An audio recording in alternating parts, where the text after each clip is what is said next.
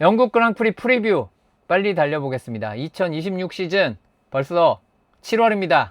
6월까지 절반 6달은 갔습니다. 이제 남은 절반 6달을 시작하면서 영국 그랑프리로 문을 엽니다. 영국 그랑프리 포스터의 저주 있다 그랬나요?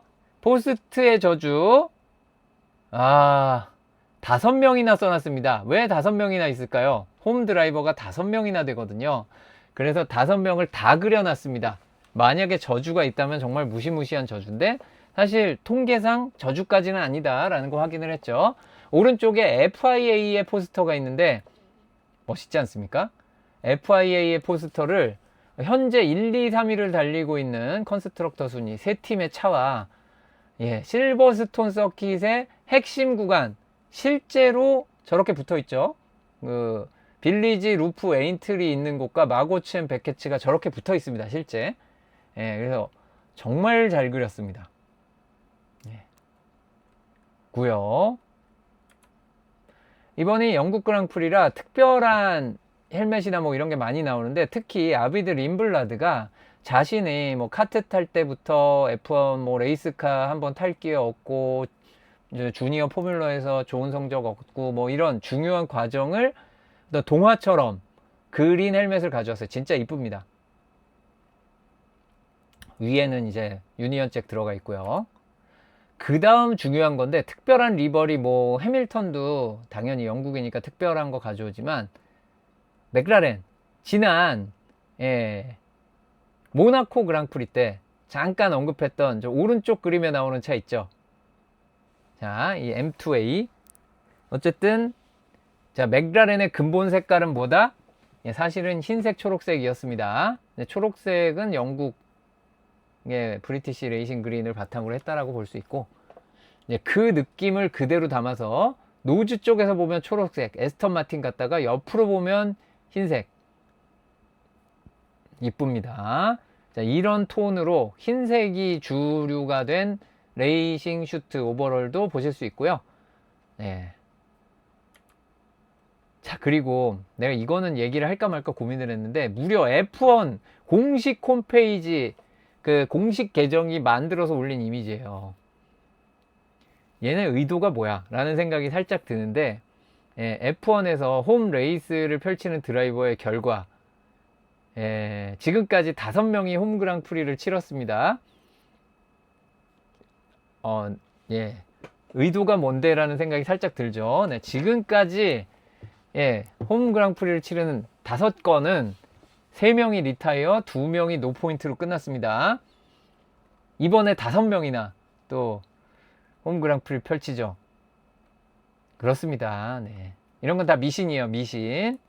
자, 영국 그랑프리는 1950년 실버스톤에서 처음으로 챔피언십 그랑프리를 펼쳤습니다. 참고로 1948년부터 영국 그랑프리는 실버스톤에서 했습니다. 그때는 F1 영국 그랑프리지만 챔피언십이 없었죠. 그리고 챔피언십 그랑프리 개최는 76회. 이런 숫자는 믿지 마세요. 제가 쓰는 숫자는 믿지 마시고 여러분이 직접 찾아보시기 바랍니다. 대충 비슷해요. 저 나름대로 찾아보고 쓰는데 뭐에 홀렸는지 나중에 보면 틀린 게 한두 개씩 꼭 있어서 그래요. 제가 절대 막 확인 안 하고 그러는 건 아닙니다. 자, 실버스톤이 챔피언십 영국 그랑프리의 첫 개최지입니다. 한때는 이제 교대로 개최를 했던 시기들이 있기 때문에 중간중간에 좀 연도가 비다가 1987년 이후로는 계속하고 있습니다. 실버스톤은 영국 기준으로 보면 상당히 남쪽에 있고요. 잉글랜드면은 거의 뭐 배꼽 위쪽 정도 되려나? 약간 중간보다는 아래인데 그래도 중간쯤에 있습니다. 잉글랜드로는 스코틀랜드까지 치면 좀 아래쪽에 있죠. 중요한 건 내륙입니다. 잉글랜드 중부 내륙. 최초의 챔피언십 그랑프리가 펼쳐질 때의 모습은 이렇습니다. 이 차들은 어느 팀인가요? 왼쪽에 그 노란 코 알파로메오죠. 그 옆에 파란 코 알파로메오죠. 그 옆에 흰색 코 알파로메오입니다. 자, 알파로메오가 4대나 있기 때문에 그렇고요. 이렇게 알파로메오 저 집단은 뭔가요? 트랙 경계를 표시하면서 약간의 안전을 위해서 집더미를 이용했던 시기가 있습니다. 예, 그러니까 관중석과 차 사이에 있는 것은 그러니까 집더미인 거죠. 다음은 에인트리입니다. 에인트리는 약간 북쪽에 있어요. 예, 에인트리에서는 5번의 F1 챔피언십 영국 그랑프리가 펼쳐졌고, 이런 곳입니다.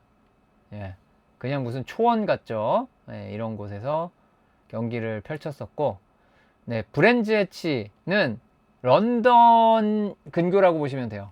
런던 근교라고 보시면 되고, 한때는 또 실버스톤 못지않게 영국 그랑프리의 중요한 무대였지만, 도심에 가깝다, 주요 도시에 가깝다는 무슨 의미인가요?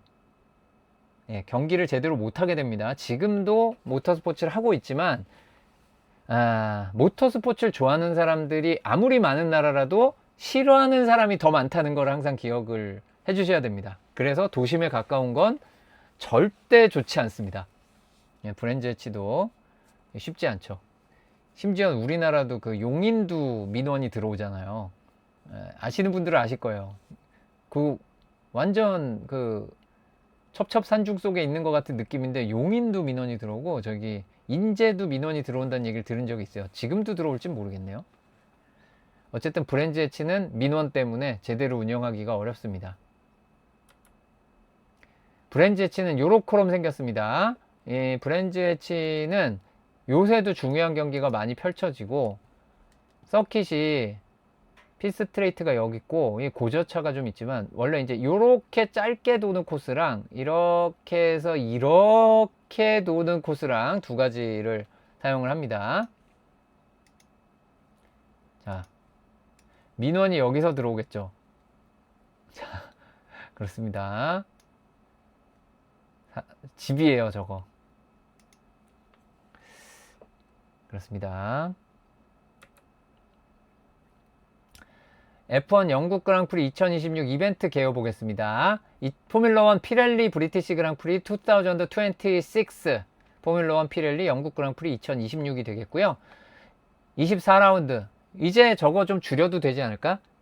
저는 아부다비 그랑프리와 카타르 그랑프리가 하는지 안 하는지 확실히 결정되고 나면 그때 숫자 조절하려고 하고 있는데, 아부다비 카타르는 못할 것 같은데 잘 모르겠습니다. 어쨌든 휴전을 해도 뭐가 날아다녀서 못할 것 같은데요. 자, 그렇습니다. 개최 장소는 실버스톤 서킷에서 하고 AFC입니다. 아시아 풋볼 챔피언십 아니고요. 네, 얼터너티브 포맷 컴피티션이 되겠습니다. 개최 일자는 7월 5일 금요일, 7월 6일 토요일, 7월 7일 일요일 되겠고요. 영국 그랑프리 이 작년에는 어땠을까요? 작년은 물론 이 그리드도 중요한데, 레이스가 시작부터 비와 함께 혼란스러워져서 그리드가 그렇게 중요한가 싶게는 되기는 했어요. 경기 결과가 저 19 그리드에 있는 아저씨가 이렇게 올라왔으니까 그걸 보면 그렇지, 그리드가 그렇게 중요한 경기는 아니었지라고 여러분들도 아마 느끼시겠습니다. 맞다, 7월 3, 4, 5일입니다. 와, 이걸 틀리네. 여러분, 이거 레드선을 아주 심하게 해야 됩니다. 뒤에 일정이 있으니까 저걸 다시 안 보는 걸로 하죠. 7월 3, 4, 5일입니다. 와, 날짜를 틀렸어, 세상에. 뒤에 시간표, 시간 제시하는 데는 제대로 써놨을 거예요. 제가 그것만 계속 확인했거든요. 왜 여길 틀렸지? 자, 어쨌든 7월 3, 4, 5일입니다. 큰일 날 뻔. 그렇죠. 화요일에 할 수는 없으니까요. 레드선을. 자, 2025 영국 그랑프리는 베르스타펜 폴포지션으로 시작했지만 노리스의 우승으로 끝났습니다. 그리고 니코 후켄버그 포디엄에 오르게 되고요. 그리고 오른쪽에 보이는 것처럼 어떻게 보면 이 영국 그랑프리 특유의 그 트로피를 또 이제 레고로 만드는 아주 뜻깊은 방식이 있었습니다. 농담 같은 것을 뭐 하기는 하지만, 저는 뭐 그럴 수도 있다고 생각합니다. 레고 나쁘지 않아요. 레고라는 게 얼마나 정성을 들여서 만드는 건데. 그렇고요. 자, 영국 그랑프리 퀄리파잉 상위권 결과. 퀄리파잉에서는 매우 치열했죠. 보시면 러셀까지 0.137초도 있지만 그 뒤에 6위까지 0.229초 차. 와, 이거는 그 얼마 전에 봤던 2026 오스트리아 그랑프리 퀄리파잉 뺨싸다기를 양쪽으로 후려갈기는 네, 치열한 퀄리파잉이 있었습니다. 자, 엄청나죠? 네, 심지어 4팀이에요. 이렇게 듀얼키인 드라이버들이 4팀에서 0.229초 안에, 그것도 모든 성능이 다 뛰어나야 된다는 영국 그랑프리에서 정말 재밌었습니다. 근데 레이스는 레이스 중반까지 또 그 비가 큰 영향을 줬고 후반에 드라이 타이어로 바꾸는 타이밍까지 영향을 주면서 큰 변화가 있었고, 노리스의 우승과 맥라렌 원투 피니시도 의미가 있지만 후켄버그 16그리드 출발에 3위. 저 해밀턴과 후켄버그 둘 중에 한 명만 올라도 스토리다 라고 얘기했는데, 해밀턴은 올해 그 한을 다 풀고 있습니다만 후켄버그는 정말 오래된 한을 풀었습니다. 지난해 제일 중요한 건 사실 후켄버그의 포디엄 피니시였죠. 19그리드 출발해서 16계단을 끌어올려서 3위입니다. 19그리드에서 16계단을 끌어올렸다라고 제가 안 하고 다르게 얘기했나 보네요. 제가 요새 제정신이 아닌 것 같아요. 이제 갈 때가 됐나? 오스카 피아스트리 패스티스 트랙 기록을 했고, 우승자의 타이어 전략은 인터미디어트, 미디엄.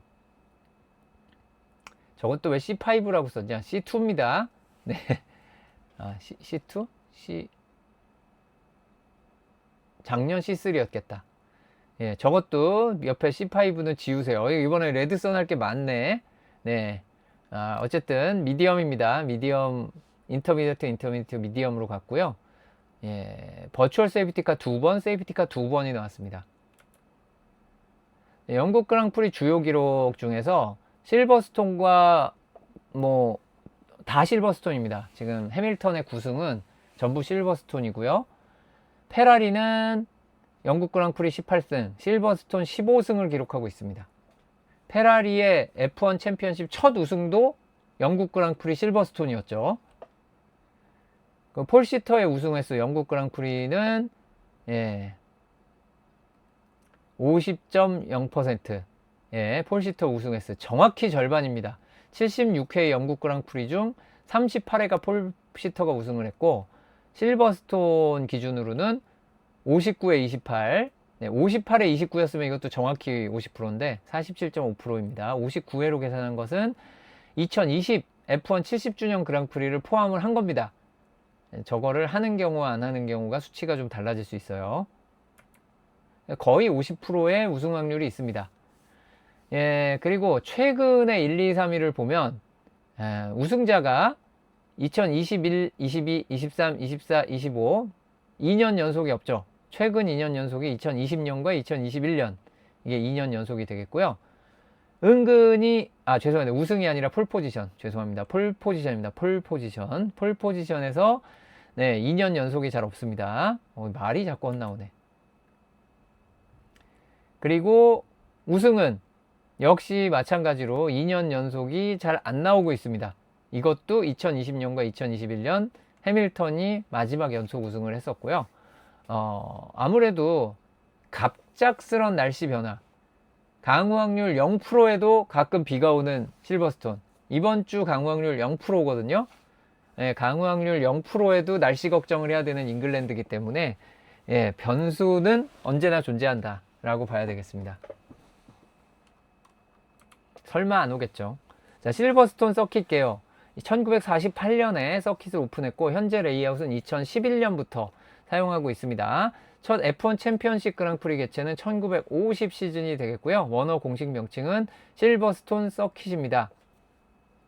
위치는 실버스톤, 노스햄턴셔, 잉글랜드 위치하게 되고 5월 아니고 저것도 7월인데 저것도 잘못 썼네. 오늘 맞네요. 이게 아무래도 백투백이라 죄송합니다. 다 백투백이든 뭐든 제가 잘 신경 썼어야 되는데 7월 평균 기온입니다. 그리고 평균 강수량이 생각보다 적어요. 그러니까 영국이 비가 시도 때도 없이 온다는 게 아주 많이 온다가 아니라는 게 중요하고요. UTC가 여기가 썸머타임을 쓰고 있음에도 불구하고 다른 유럽 지역보다는 1시간이 늦죠. 그래서 한국이랑 8시간 차가 납니다. 다른 곳들은 7시간 차로 계산했는데 여기만 8시간 차입니다. 자, 실버스톤 서킷 맵인데요. 2011년부터 옮겨온 현재의 스타트 라인 기준으로 18개 코너가 존재하고, 스트레이트 모드전은 왜 안 했나요? 빼먹으셨나요? 이건 아니고, 이게 그 바빠 죽겠는 와중에도 제가 계속 확인했거든요. 나왔나? 이제 나왔나? 나올 때가 됐는데 지금 나왔나? 하고 계속 확인을 했는데 계속 안 나왔어요. 나쁜 사람들. 이게 업그레이드 해줄 때도 됐는데 제가 F1 공식에 올라와야 바꾸거든요. 혹시 지금 나왔나 볼까요? 지금 나왔으면 진짜 나쁜 건데. 안 나왔습니다. 아직. 금요일 전에는 나올 거예요. 이쪽 분들도 바쁘시겠죠. 영국이 아무래도 홈이 많은 데다가 F1, FOM, 그러니까 F1 그룹에 일하는 사람 중에 상당수가 집이 이 동네에 있어요. 이 모터스포츠 밸리 근처에 집 있는 사람들이 많습니다. F1 사람들도. 그래서 다들 집에 가서 쉬고 있을 가능성 상당하다고 보여집니다. 이래라 1. 추측컨대는 이제 코너 이름 가지고 얘기할 텐데요. 자, 실버스톤. 여기 중요한 페이지입니다. 코너 이름 외워야 됩니다. 스트레이트 이름도 웬만하면 외워야 됩니다. 숫자로 할 수 있는데요. 숫자로 부를 때도 꽤 있지만 코너를 이름으로 외워야 기억에 좀 납니다. 그래서 특히 먼저 외워야 될 거 노란색으로 써놨습니다. 노란색이 아니라고 중요하지 않다는 건 아닌데, 노란색은 안 외워두면은 이해하기 참 힘든 곳이 되기 때문에. 공식 홈페이지에 나왔다고요? 제가 방금 봤을 때도 없었는데요. 잠시만요. 다시 로딩을 할게요. 없는데?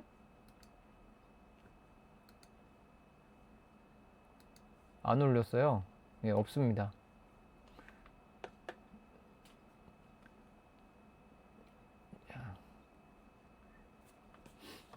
지금 옆에 켜놓고 있어요. 제가 F1 공홈을 옆에 열고 있는데 언제 업그레이드 해주나 업로드 해주나 보고 있는데 안 올렸어요. 새로 고침을 열심히. 혹시 들어가면 나오는 거였나요?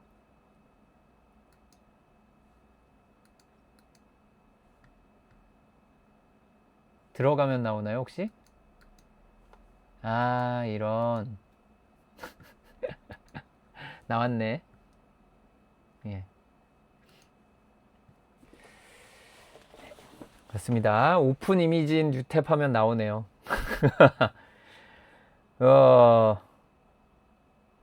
이게 뭐야? 4개인데요. 그럼 해봅시다. 지금 스트레이트 모드 존이 들어간 곳은 일단 해밀턴 스트레이트의 요 중간까지만, 중간부터가 아니라 중간까지. 그게 뭐냐면요, 여기 클럽을 빠져나와서 여기 중간까지만 스트레이트 모드를 열 수 있게 해줬습니다. 이 애비 근처가 여기가 요철도 있고 빨리 달리면 좀 위험해 가지고 여기를 열고 달리게 할 수는 없죠. 그래서 여기 스타트 라인 지나서 중간쯤 오다가 모드가 끝납니다. 그러면 닫아야 되죠. 자, 그리고 웰링턴 스트레이트는 당연히 스트레이트 모드 들어가고요. 요 우드코트 가기 전에 러필드와 우드코트 중간쯤에 여기서 빠져나와서 트랙션 확실히 확보하고 가속하고 할 때쯤 요 중간부터 콥스 근처까지, 여기도 콥스 아주 가까이는 안 가고 멀리서 끊게 하는데 이거는 콥스가 매우 위험한 코너기 때문에 그렇습니다. 콥스는 사고 나면 정말 대형 사고 나는 곳이죠. 그래서 일찌감치 스트레이트 모드를 끄도록 강제를 하고 있고요. 하지만 채플에서 스토 사이는 거의 전체를 다 스트레이트 모드를 쓰는데 이것은 이게 작년 DRS 존보다 훨씬 더 많이 주는 것 같아요. 그래서 이 과거 DRS 존으로 초창기부터 애용하던 행어 스트레이트와 웰링턴 스트레이트는 거의 풀로 쓰고, 해밀턴 스트레이트는 앞부분 클럽 나와서 해밀턴 스트레이트 중간까지, 그 다음에 여기는 러필드와 우드코트 중간부터 콥스 가기 한참 전까지, 네, 위험한 코너인 에비와 콥스는 미리 스트레이트 모드를 닫고 달리도록 지정을 했습니다. 봐서 다행이네요. 그래도 감사합니다. 원래가 러필드를 나오면서 얼마나 빨리 풀스로틀로 가속을 시작하느냐가 중요하죠. 그러다 보니까 문제도 많이 나오고 하는데, 콥스 근처, 에비 근처에서 미리 닫게 한 거는 현명한 결정인 것 같습니다. 그리고 브레이킹 포인트와 대략적인 감속량을 보면 살짝 브레이크를 건드려야 되는 데는 안 썼습니다. 그런데 강한 브레이킹이 필요한 곳들이 제법 있어요. 그 중에 베일 시케인, 베일도 상당히 브레이킹을 강하게 밟고요. 그 다음 팜을 지나서 빌리지에서, 저게 또 스타트 직후의 첫 브레이킹 존이기도 합니다. 저기서 강한 브레이킹을 밟고, 브룩렌즈 또 역시 강한 브레이킹을 필요로 하는 곳입니다. 그런데 브룩렌즈 같은 곳은 저 스토랑도 비슷한데 브레이크 밟으면서 약간 방향 전환을 반드시 해야 되다 보니까 라인을 어떻게 쓰냐에 따라 갈 길이 좀 복잡해집니다. 주의해서 볼 부분은 마고첸 베케츠입니다. 마고첸 베케츠는 처음 코너를 왼쪽으로 들어갈 때 브레이크를 안 밟죠. 심지어 가속도 멈추면 안 됩니다. 풀스로틀로 들어가는 곳입니다. 그리고 오른쪽으로 꺾은 뒤에 브레이크를 살짝 밟아요. 그리고 채플 가기 전에 한 번 더 속도 조절한 다음에 채플은 풀스로틀로 빠져나오게 됩니다. 그래서 중요한 가속 구간, 당연히 루프 전에도 브레이크 밟는데 아주 중요한 가속 브레이킹 존은 아니어서 중요한 브레이킹 포인트만 표시를 했고요. 주요 가속 구간은 이렇습니다. 자, 브레이킹 포인트가 중요한 브레이킹 포인트라고 하는 게 5개고, 여기에서도 스토나 마고츠 쪽에서는 그렇게 강한 브레이킹이라고 보기는 어려운데 가속 구간은 엄청나게 길고 많습니다. 라는 얘기는 무슨 뜻일까요? 에너지가 부족하죠. 채울 곳이 없어요. 이를 어쩌나 싶은 그런 상황이 되겠습니다. 자, 각 코너들을 하나씩 짚고 넘어가도록 하겠습니다. 자, 에비로드, 뭐 비틀즈 뭐 이런 거 생각하시면 영어권에 좀 흔한 것이겠다. 에비 풀링 있잖아요. 그런 종류의 이름을 많이 쓰기 때문에 쉽게 익숙해질 수 있는 이름인 것 같고요. 첫 코너고, 에비 코너의 무서움은 저우관유가 다 보여줬다라고 생각을 합니다. 그것도 몇 년 안 됐어요. 그래서 1번 코너 당연히 위험한데, 여기도 코너 가기 전에 요철이 굉장히 심하고, 예전 서킷이, 예전 실버스톤이 이쪽으로 갔었죠. 이렇게 바로 갔었습니다. 거기서 이제 한번 또 꺾어서 가는 것도 있고, 뭐 몇 번 레이아웃 변경이 있었는데 이쪽으로 가는 길도 있었는데, 여러 가지로 이쪽이 평평할 일이 없기도 한데 이 브레이킹 좀 가기 전에 이미 울퉁불퉁해요. 위험합니다. 정말 위험할 수 있어서 스트레이트 모드 존은 일찍 꺼줘야 되는 곳이 되겠고, 하지만 스타트 직후에는 그냥 풀스로틀로 지나버리고 셋업에 따라서 풀스로틀로 충분히 지나갈 수 있는 곳입니다. 이곳은. 그러면 여기 클럽 전부터 빌리지까지 가속을 계속하는 모습이 되겠죠. 물론 코너 도는 동안 자동으로 속도가 좀 빠지겠지만 그 에너지를 어떻게 메울까라는 것이 또 고민되기도 합니다. 그리고 이 해밀턴 스트레이트는 오르막입니다. 오르막이 심해서 지금 이 사진의 착시 현상이 아니고요. 이 사진을 자세히 보시면 이 핏스트레이트 올라오는 곳과 이 피트를 보면 뭔가 여기 땅으로 꺼지는 것 같죠. 땅으로 꺼지듯이 뭐 지하도로 내려가나 싶지만 사실 피트가 평지고 이게 오르막인 겁니다. 이 오르막이죠. 올라가는 거고, 여긴 평지였다가 핀레인 출구에서 갑자기 올라옵니다. 그래서 이 팜 가기 전에 만나요. 그런 구조라는 것을 알아두시면 좋겠습니다. 팜은 점 안 외우셔도 되지만 빌리지는 외우셔야 됩니다. 이게 이제 지금은 두 개 코너를 한꺼번에 보여드리는 건데 여기가 빌리지고 이게 루프입니다. 그래서 저기서 브레이킹 하다가 이게 빠져나가는 차도 많고요. 이 루프가 가까이 있기 때문에 라인을 어떻게 잡느냐가 정말 중요합니다.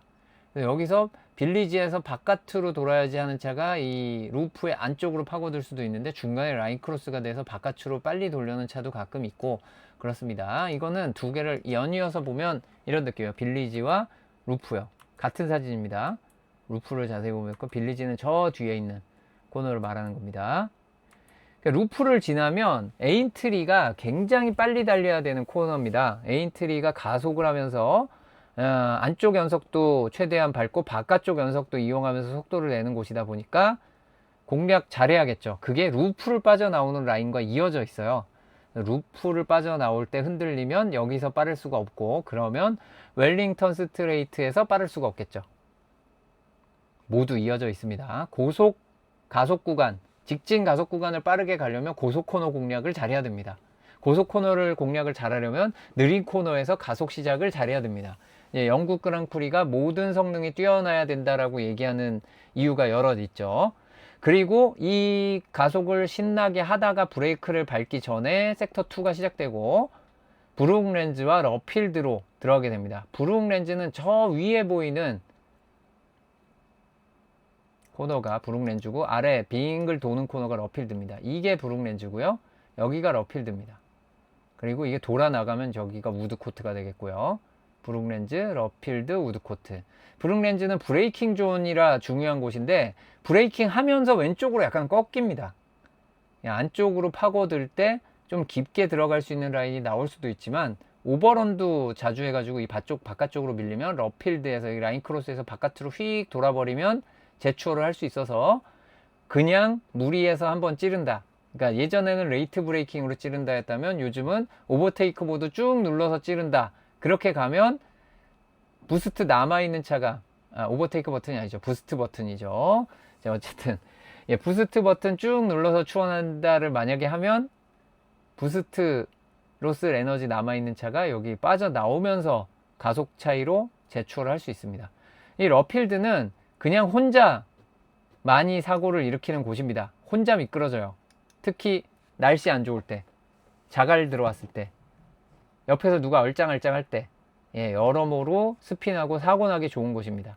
사고 규모가 다른 빠른 고속 코너만큼은 아니지만 사고 자체는 많이 일어나는 곳이 러필드, 언급을 많이 하게 될 겁니다. 그리고 러필드에서 사고가 나는 이유는 들어가다가 중간에 자세가 흔들리는 것도 있지만 나갈 때 정말 빨리 풀스로틀로 넘어가야 되는데 충분히 안정적인 환경이 안 됐는데 풀스로틀 가는 순간 그냥 도는 겁니다.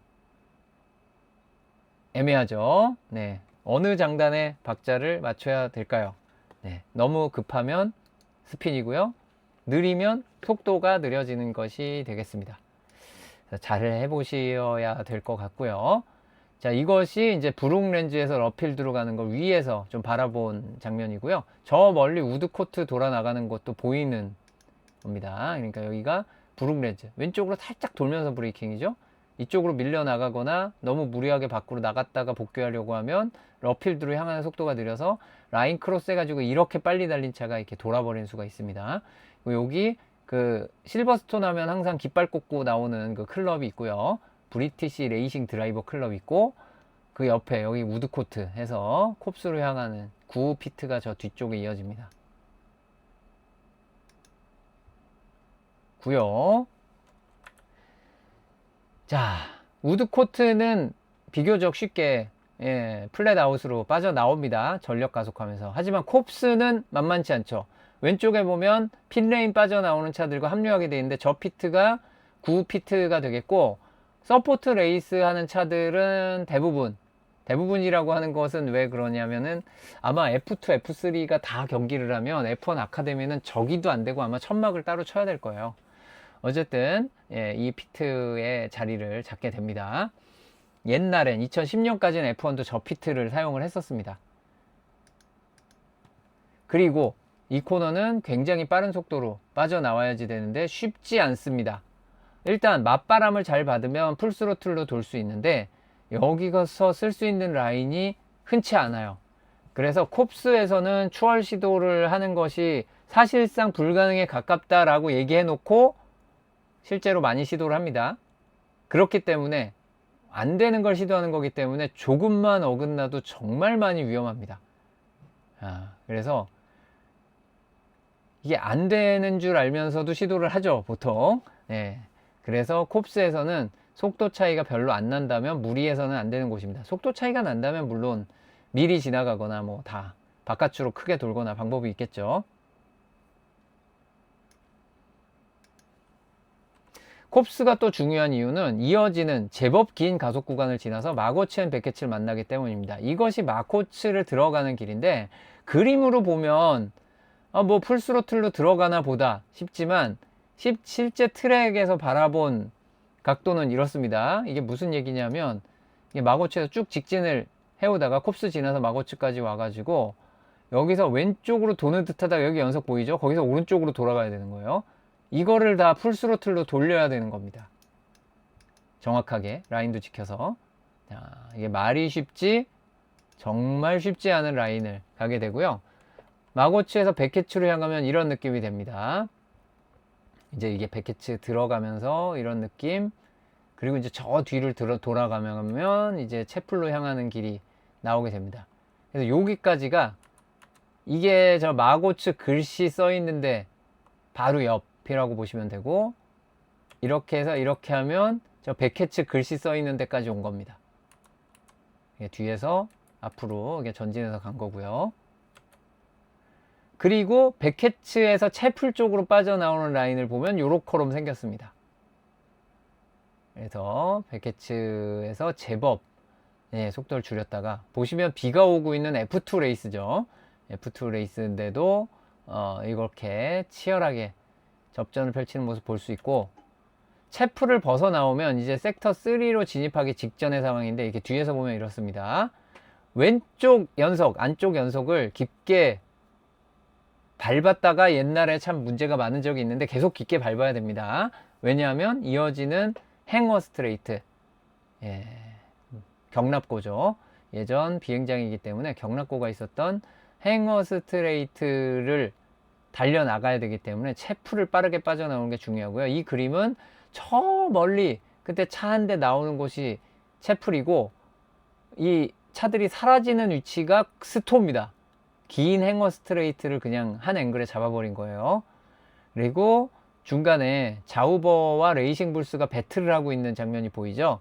바로 저렇게 순위 변화를 노리는 차와 안쪽으로 파고드는 차와 바깥쪽으로 크게 돌면서 방어하려는 차, 반대일 수도 있지만, 자, 이런 추월 시도가 많이 있고요. 스토 자체가 브레이킹 중에 방향도 바꾸는 데다가 높이 변화가 브레이킹 중에 생깁니다.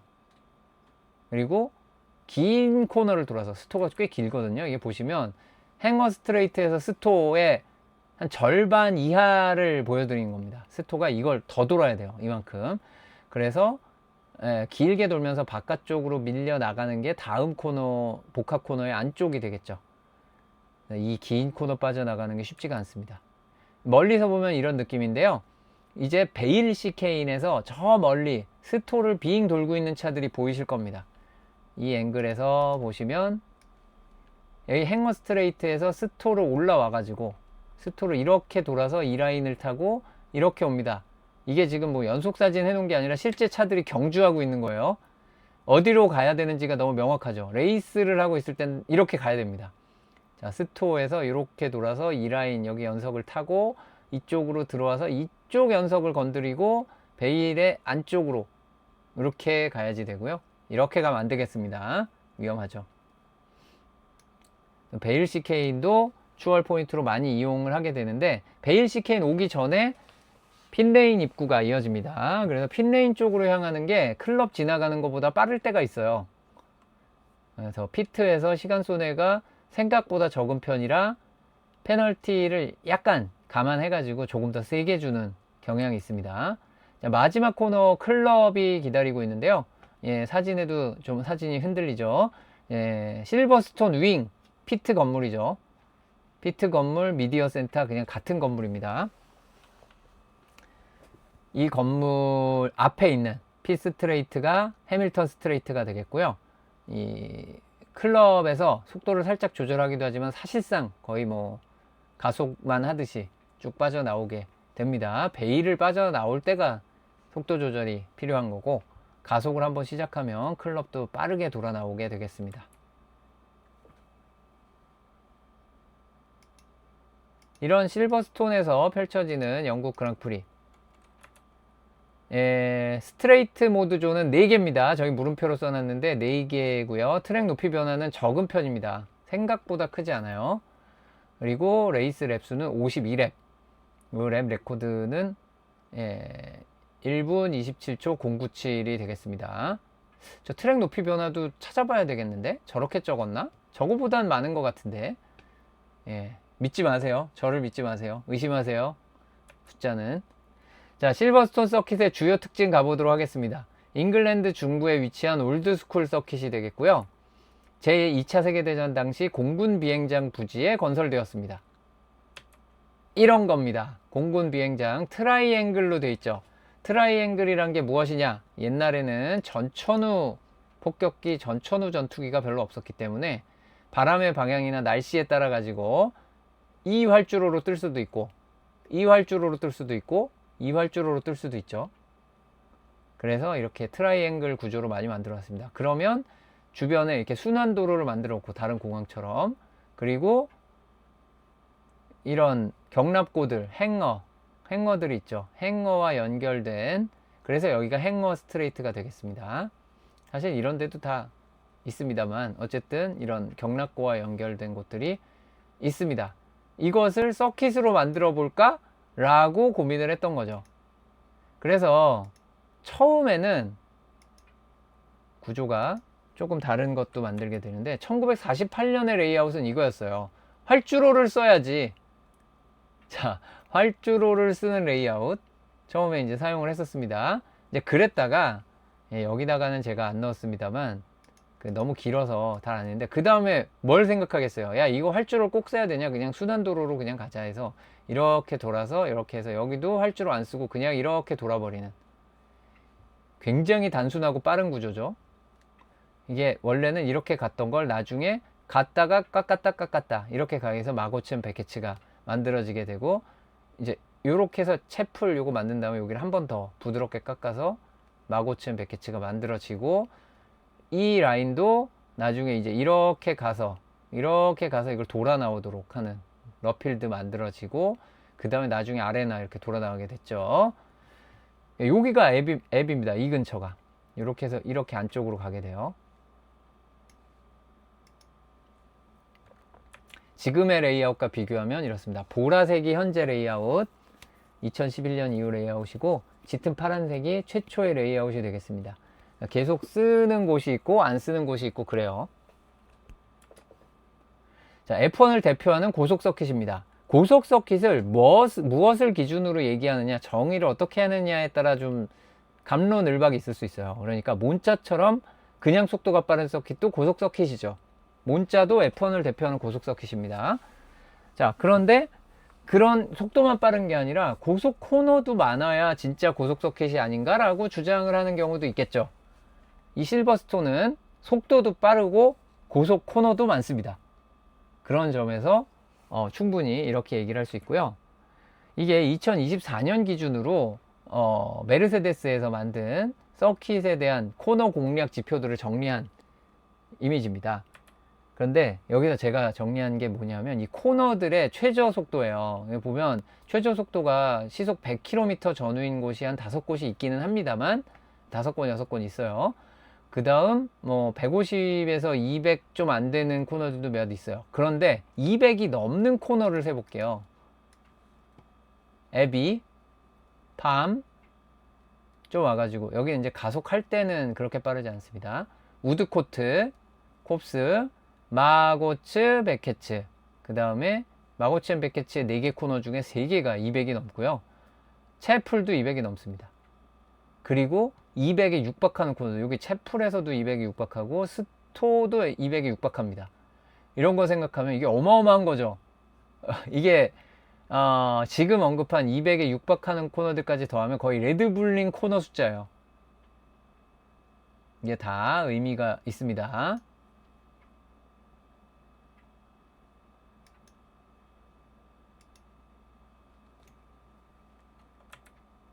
다양한 형태의 중고속 코너가 다수 배치되어 있습니다. 지금 보신 것처럼 중고속 코너가 서로 다 다른 구조로 되어 있는데,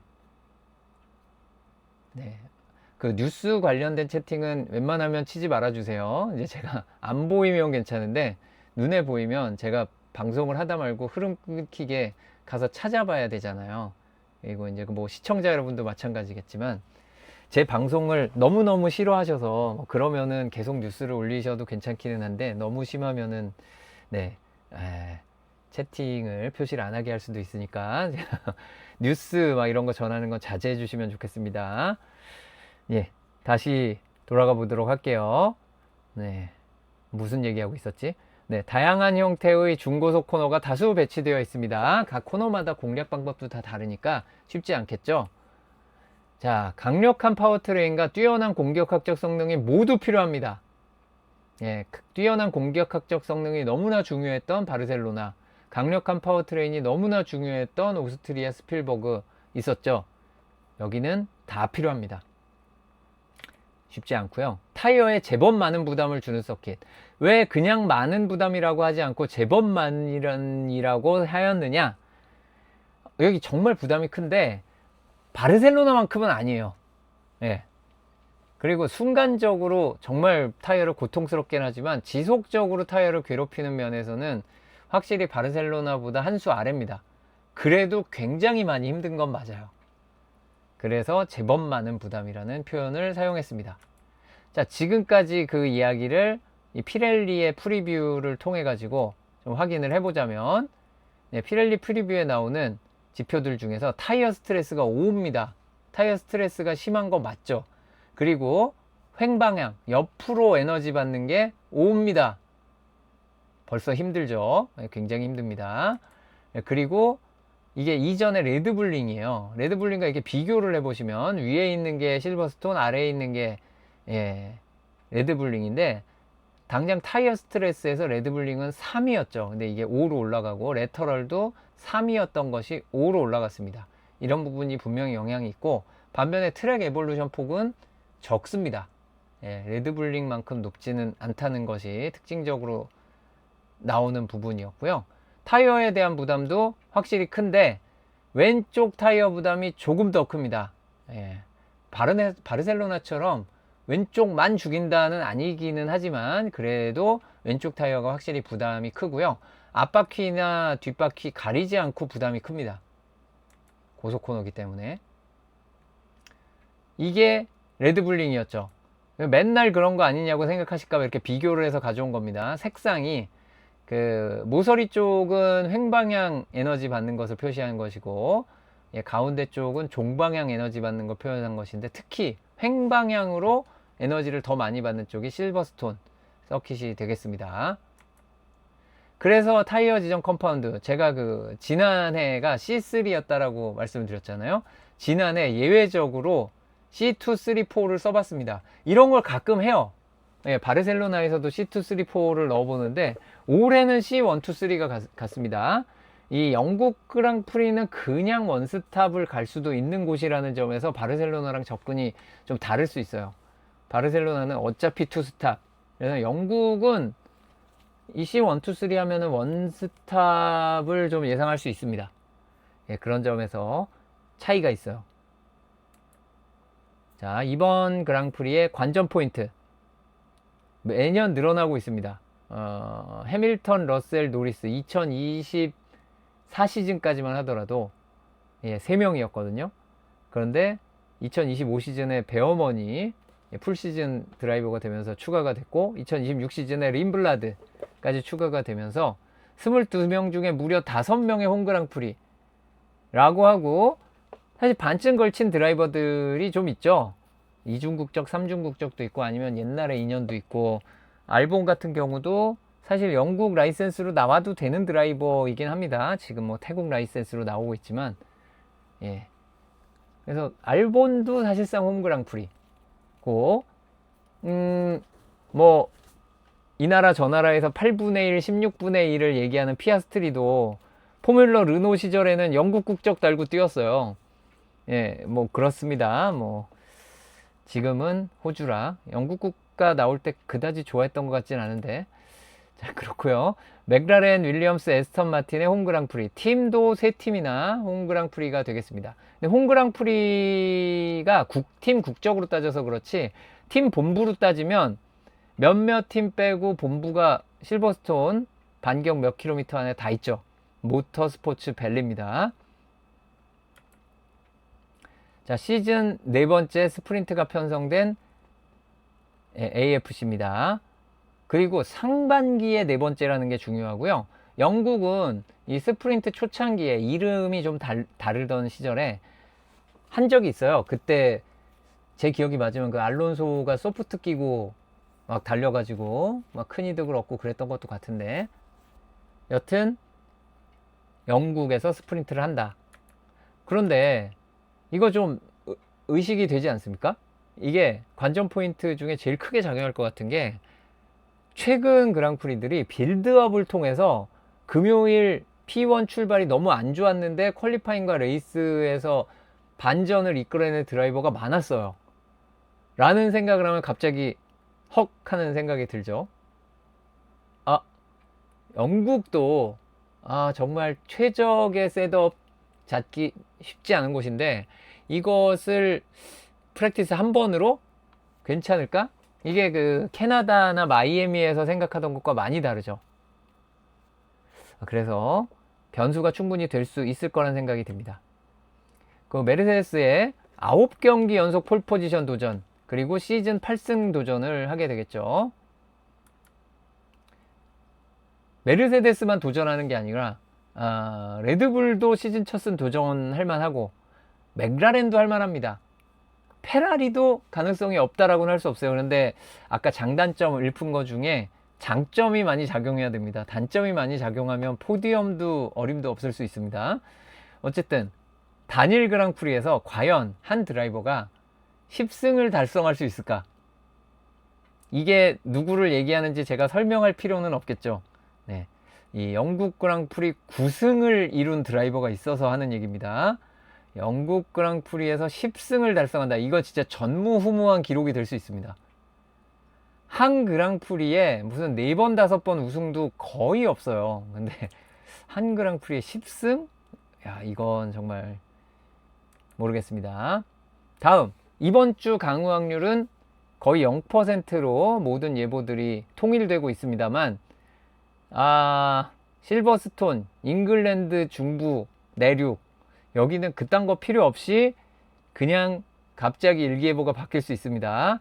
그래서 모르겠다. 그리고 바람의 영향 상당하기 때문에 바람의 영향도 모르겠다라는 생각이 듭니다.